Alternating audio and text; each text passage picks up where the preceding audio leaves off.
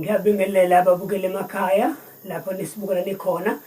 Lo phambi kwenu ke babukeli emakhaya uTK wakangwane, i-founder and CEO yenkampani Ingwane TV kanye ke nayo Ingwane Advertising Company.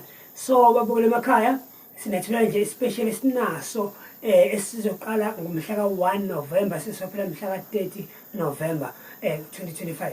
Babukeli emakhaya ke ngoma prizes ethu njengoba si-Ingwane Advertising Company siya-advertise ngemali engu-R3,000 sikumarkethela ibhizinisi lakho bese njengamanje advertise ngalo mali leyo u-R3,000 si-advertise ngo-500 okusho ukuthi-ke kulo 3,000 minus u-2.5 yabo u-2,500 minus imali oyisevayo njengamanje kule special esinaso ozokwazi ukuthi si-advertisele ibhizinisi lakho inyanga yonke ngo-R500 inyanga nje yonke ngo-R500 wakho owodwa sik-advertisela ibhizinisi lakho. So siyacela-ke babukeli emakhaya ukuthi ningaphoswa leli thuba elizincayivele elikhona njengamanje esilivulele ukuthi abantu baphuthume basondela nathi baqhumane nathi enambeni ethi-ke 084 985 4195 084-985-4195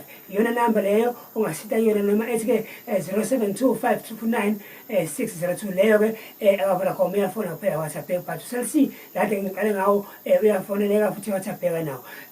So-ke mbukeli ekhaya ungalingi nje uzophoswe nali thuba elingazivele esilidedeli noma esilivulele nina nesilenzele wena mbukeli ekhaya ngokuthi-ke usondelelane nathi si-advertisele ibhizinisi lakho. Uma usomabhizinisi unebhizinisi elisancane esakhulayo esafufusa ithuba lakho leli esikunikeza nokuthi zama uhlanganise le mali ewu-R500 ngoba le enye ngiyacabanga ukuthi mhlawumbe bingasinda mhlawumbe ngekuthi ibhizinisi lisatabalasa alikahambi kahle kodwa nali ithuba-ke lika-R500 sondela njengamanje sikuphushele ibhizinisi lakho senze ukuthi sure ukuthi isiqiniseke senze sure ukuthi ibhizinisi lakho liyaqhubeka liya phambili.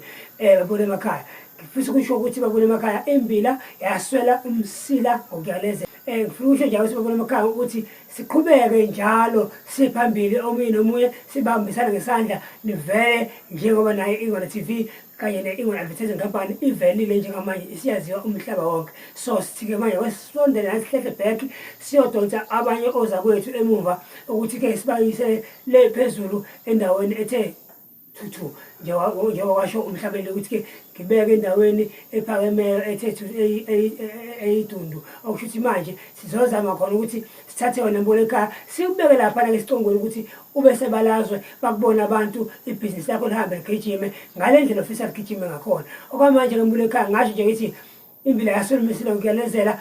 Bye bye, siyabonga ngoba lesi sikhathi sokusihlangana futhi ngokulandelayo. Siyabonga.